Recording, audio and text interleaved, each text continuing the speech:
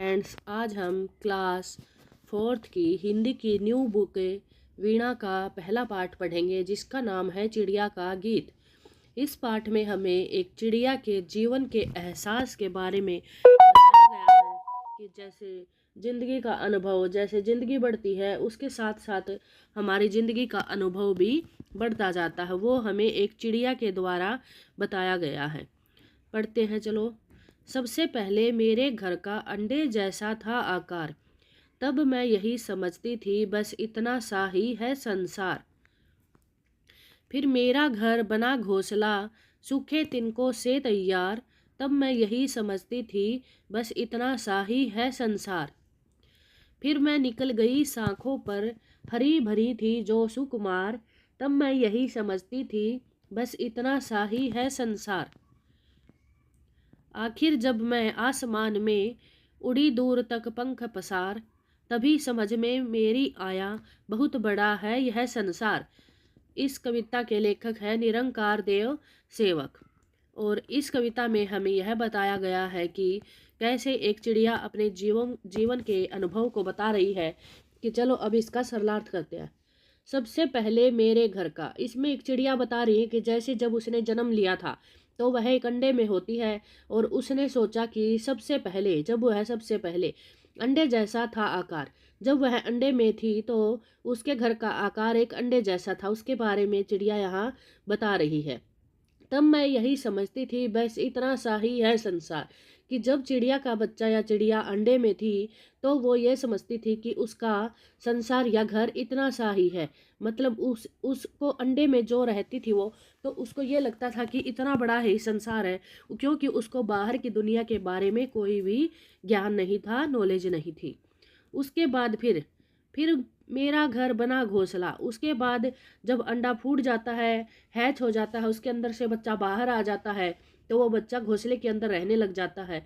तब उसके बाद वो सोचने लगता है कि जब वो घोंसले में रहने लगे तो कि सूखे तिनकों से तैयार, कि यह मेरा घर है जो सूखे तिनकों से तैयार हुआ है। मतलब यहाँ पर घोंसले के बारे में बोल रही है।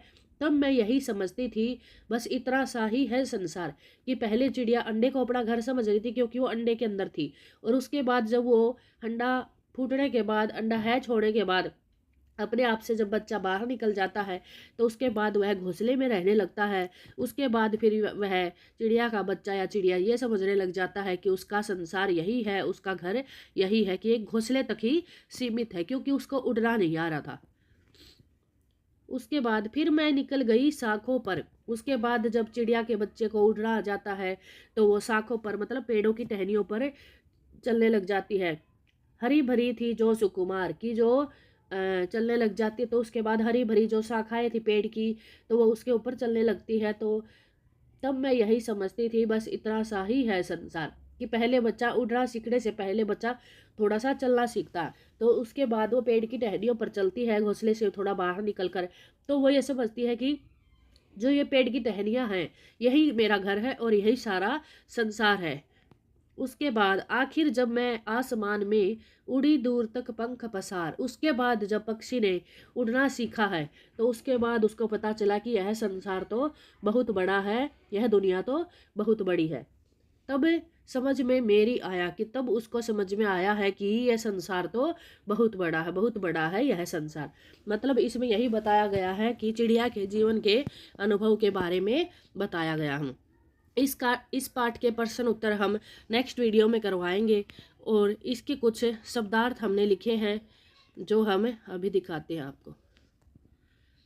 चिड़िया का गीत शब्दार्थ। अंडा, अंडा शब्द का अर्थ है पक्षी का अंडाकार घर जिसमें बच्चा पलता है। आकार, किसी वस्तु का रूप या बनावट। घोंसला, चिड़िया का घर जो वह तिनकों से बनाती है। तिनके होते हैं जो छोटे छोटे सूखे डंठल या लकड़ी के टुकड़े। शाखाएं, पेड़ की बड़ी और छोटी टहनियाँ। सुकुमार, कोमल कोमल नाजुक। हरी भरी, पूरी तरह हरी भरी पत्तियों से भरी हुई। गीत, गाना या कविता। घोंसला, चिड़िया का घर जो वह तिनकों से बनाती है। ये दोबारा हो गए। पंख पसारना, उड़ान भरने के लिए पंख फैलाना। संसार, दुनिया, विश्व। उड़ान, उड़ने की क्रिया। समझ में आया, मतलब उसने अनुभव किया।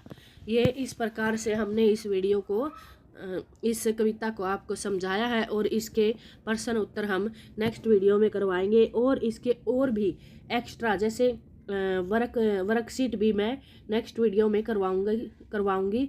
जैसे रिक्त स्थान भरो, मिलान करो या ट्रू फॉल्स, ये सब मैं नेक्स्ट वीडियो में करवाऊंगी। आपको अगर ये वीडियो अच्छी लगी हो तो वीडियो को लाइक करें, और ऐसी ही और वीडियो पाने के लिए चैनल को सब्सक्राइब करें। Thank you.